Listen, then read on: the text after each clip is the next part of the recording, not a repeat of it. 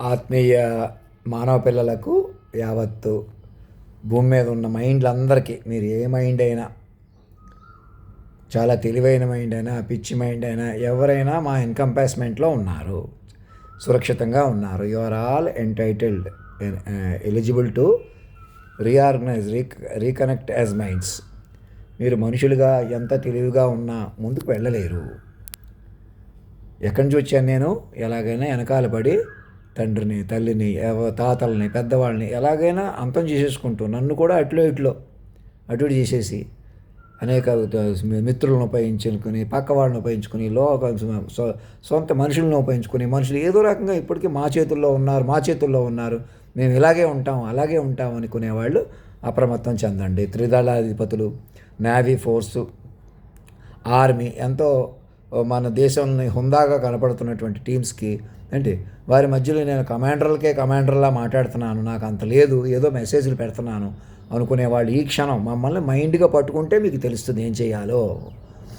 ఏ శరీరం అయితే, ఏ దేహం అయితే ఎంత అందంగా ఉన్నా, ఎంత సౌందర్య రాశిగా ఉన్నా, ఎంత చక్కటి ఎక్సర్సైజ్గా, ఎంత డిసిప్లిన్గా ఉన్నా రెప్పపాటు మీది కాదు. శోభన్ బాబు గారి మరణం లాంటి వాళ్ళ మరణం ముందే చెప్పిన తీరు ప్రకారం ఇప్పటికని తెలుసుకోండి. జిఎంసి బాలయోగి గారి గురించి, పరిటాల రవి గారి గురించి, సౌందర్య గారి గురించి, ఇలా అనేక వ్యక్తిగత మరణాలే కాకుండా ఒకేసారి తాజ్ హోటల్ మీద ఎలా దాడి చేస్తారు, ఆ సినిమా కూడా ఎలా తీస్తారు కూడా ముందే చెప్పేశానంటే మీరు ఎంత తీరుబడిగా అట్లా విని తెలిసి తెలియకుండా సినిమా కూడా రామ్ గోపాల్ వర్మ గారు ఆ సినిమా తీశారు. డైరెక్టర్గా, దానికి అసిస్టెంట్ డైరెక్టర్ వెనకాల పేరు చూశాను. సరే, ఎవరు తీశారని కాదు, అలా ముందే చెప్పినా అలర్ట్ అవ్వకుండా అవి సినిమాలు తీసుకుంటూ ఎలాంటి మాయలోకంలో మీరు ఉన్నారో ఆలోచించుకోండి. ఇప్పుడు కూడా లోకం కొద్దీ లేదు. ఇంకా ఇప్పటికీ నేను ఇక్కడ హాస్టల్ దగ్గరే ఉన్నాను, అక్కడ ఓనర్ గారి ఇంటికి వెళ్తే చూస్తారు. అలా కాకుండా మీరే 10గురిలోకి ఆహ్వానించేయండి. ఎక్కడికో వస్తాను నేను, ఏదో చెబుతాను, లేకపోతే నేనే తిండి కొద్దీ ఉండిపోతున్నాను, నాకే అంత లేదు.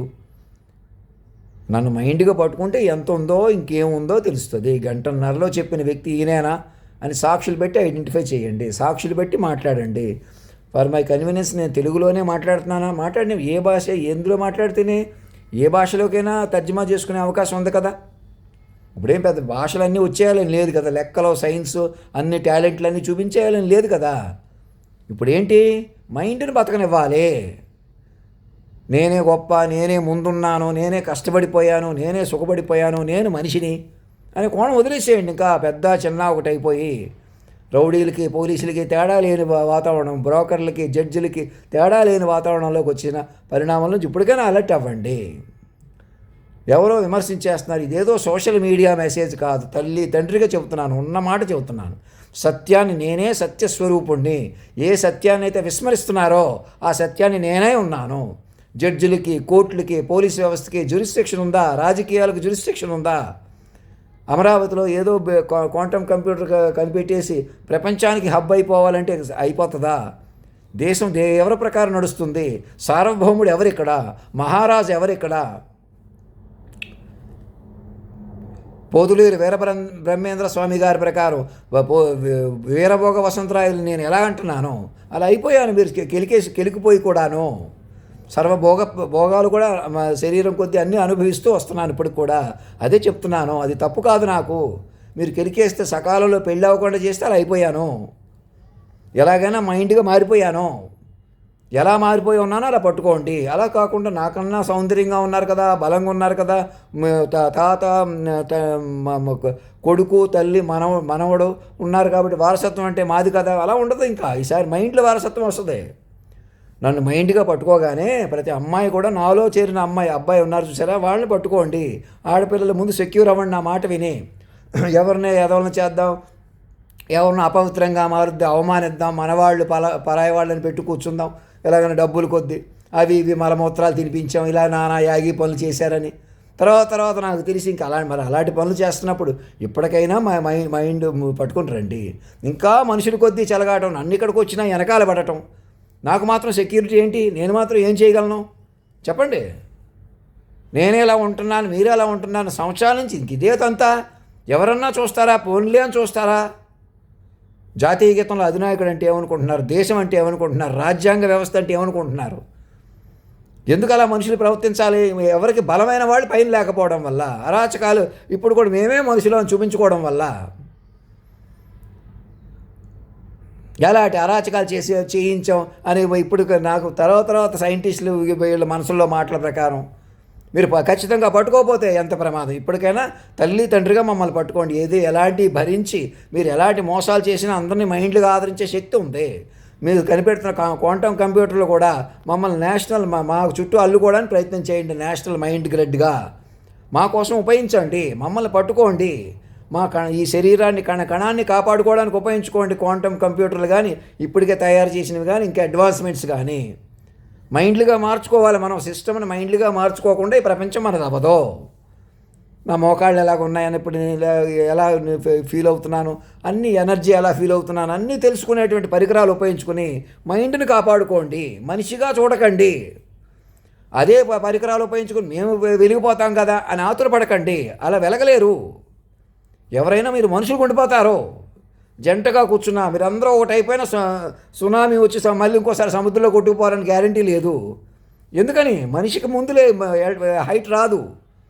పరగడుపు ఉండిపోతారు మనుషులకి. ఏం చేసినా మీరు ఎంత అభివృద్ధి చేసినా ఏం చేసినా మళ్ళీ పరగడుపు అన్నట్టు ఉండిపోతారు.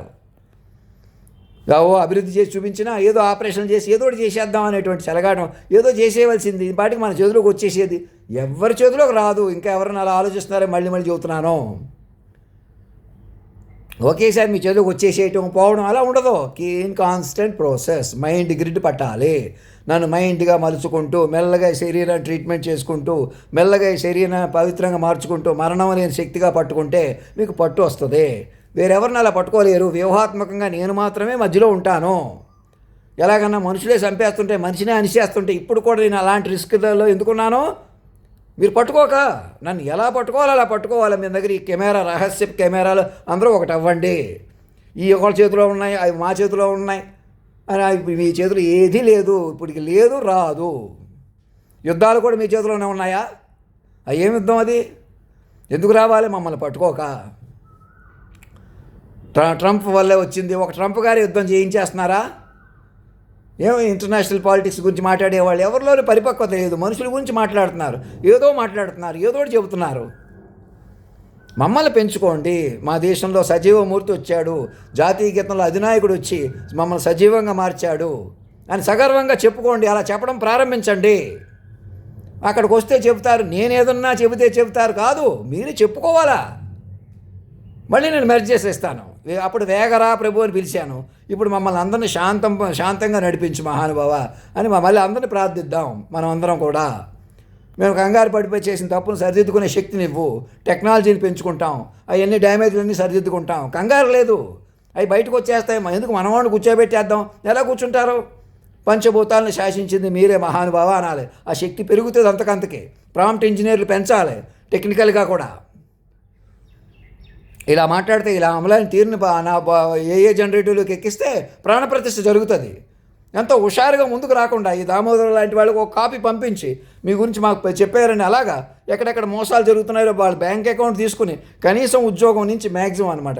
కనీసం ఉద్యోగం అంటే అది ఎంత పంచుతాడంట. అలా కాదు, మనం స్వతంత్రంగా ఉండడానికి. స్వతంత్రం ఎక్కడ ఉందో? తపస్సే ఉందే.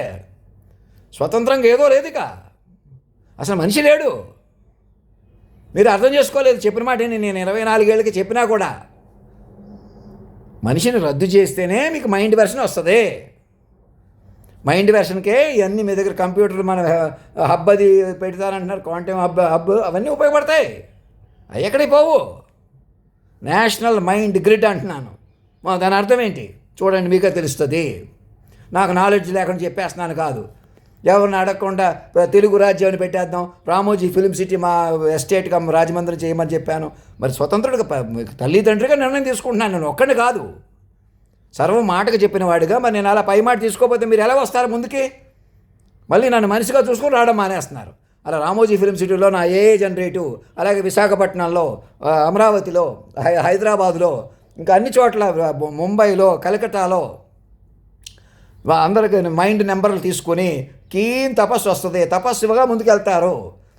చంద్రుడి మీదకి వెళ్ళి అక్కడ విశాలమైన రాజమందిరం కడదాం మన మహారాణి సమేత మహారాజు శాశ్వత తల్లిదండ్రి గారికి అని టార్గెట్ పెట్టుకోవడం వల్ల యోగులం అయిపోతాం. ఈ పెరిగిన ఎనర్జీ ఏం చేసుకోవాలో తెలుస్తుంది. మనుషులను ఉపయోగించుకుని మనుషులు బతికితే ఎవరు తప్పులో తెలుసుకుని కాల్ డేటాలో వాళ్ళని ఉపయోగించుకుని రెచ్చగొట్టుకుని బతుకుదాం, వాళ్ళని ఎదవన చేద్దాం, అక్కడ వసూలు చేద్దాం, ఇక్కడ వసూలు చేద్దాం అంటే పరగడుపుకు ఉండిపోతారు. అలాంటి వాళ్ళ వల్ల వెనక పట్టేసుకుంటున్నారు. అలాంటి వాళ్ళ మధ్యలో అనేకులు వాళ్ళు జర్నలిస్టుల్లో ఉన్నారా, గవర్నమెంట్ ఉద్యోగాల్లో ఉన్నారో, మా ఆఫీసులో అంటే సూర్యకుమార్ లాంటి వాళ్ళు ఇంకాను ఎలాగన్నా ఈ కాజేసి మోసాలు చేసి మనుషులు చంపేసి పోలీసులు మీడియాలో ఒకటి అయిపోయినటువంటి ఉన్మాదాల నుంచి శాశ్వతంగా బయటకు వచ్చేయండి, సమూలంగా బయటకు వచ్చేసేయండి. మా పిల్లలుగా ప్రకటించుకుని మేము మాత్రమే మరణం లేని శక్తిగా అందుబాటులో ఉంటాం, మేము మరణించాం, మిమ్మల్ని మరణించనేమో. మా ముఖం కాడ క్లారిటీ కూడా మీరే పెంచుకుంటారు తపస్సుగా. ఎవరో మా అన్నయ్య లాంటి వాళ్ళకి చెప్పట్లేదు, తమ్ముళ్ళు లాంటి వాళ్ళకి చెప్పట్లేదు, మీరే చెప్పండి. ఈ మెసేజ్లు వాళ్ళు చూసేలా చూసుకోండి, అందరిని ముందుకు తీసుకురండి. గంటకు ఒక పవర్ పాయింట్ తయారు చేసి విశాలంగా ప్రచారం చేయమని చెప్పాను. నా గురించి చెప్పుకోండి, నా గురించి చెప్పుకోవచ్చు. మైండ్లు పెరుగుతాయి, తపస్సు వస్తుంది, యోగత్వం పెరుగుతుంది, టెక్నాలజీ ఉపయోగపడుతుంది, మీరు మైండ్లుగా మారిపోతారు. ఆ ప్రయత్నంలో మీ కణాన్ని కూడా రిపేర్ చేసుకుంటారు. గబుకుని డ్యామేజ్ చేసిన వాళ్ళకి, ముసలోళ్ళకి, ఆరోగ్యంగా ఉన్న వాళ్ళకి కూడా ఇంకా ఫర్దర్ ఇంప్రూవ్ చేసుకుంటాం అన్ని రకాలుగా. అజెంటిక్ మెడిసిన్గా, కీన్ మెడిసిన్గా, ఈవెన్ క్లినికల్ ట్రయల్స్కి సంబంధం లేకుండా కీన్ మెడిసిన్ తీసుకోవచ్చు. సుస్థి చేస్తే డాక్టర్ గారి దగ్గరికి వెళ్తే క్లోజ్గా చూస్తారు కదా రిపోర్ట్లు, అలాగే అన్ని ముసలోళ్ళు పడుచుగా మార్చే కార్యక్రమం కూడా అలా దగ్గర చేసేయండి. క్లినికల్ ట్రయల్స్ అవసరం లేదు ఇక. అలా ప్రతి మైండ్ని కాపాడుకోండి, ప్రతి మైండ్కు ఉన్న శరీరాన్ని అలా కాపాడుకోండి. ఆ ప్రేమ అలా పెరుగుతుంది. నన్ను కూడా మైండ్గా పట్టుకుంటే నా మీద బాధ్యత పెరుగుతుంది. నేను పరాయవాడిని కాదు, మీ వాడిని కాదు, అందరి వాడిని. ఎంత పెంచుకుంటే అంత పెరుగుతాను. అతను కాదు, ముందు అతను మనవాడిని ఏమన్నా కూర్చోబెట్టేసుకుందాం, సూర్యుడు చంద్రుని మన చేతిలో తీసేసుకుందాం. సూర్యుడినే నేను, సూర్యుడిని కూడా కదిపిన వాడిని, అంతకన్నా పవర్ఫుల్ వెనకున్నాను. ఏలియన్స్ ఇంకెక్కడో వస్తాయి, ఇంకెవరో వస్తారు, అన్నీ వచ్చేసి ఉన్నారు. నా మైండ్కి తెలిసినవి చూసారా, సినిమాల్లో వచ్చినాయి, వాళ్ళే ఏలియన్స్. ఇంకా తెలుస్తారు, ఫర్దర్ తెలుస్తారు. ఇంకెక్కడో కలిపురుషుడు వేరే ఉన్నాడు, భిన్నంగా ప్రవర్తించడమే, మనుషులుగా ఉండటమే కలిపురుషుడు. నేను మనిషిలో ఉన్నవాడితో మా కలిపురుషుడు మాట్లాడిస్తున్నాడు. నేను మైండ్ అంటే కలికి భగవాన్ రాజుల్లోకి వెళ్ళిపోయారు. మీ చేతిలోనే ఉంది ఈ క్షణం.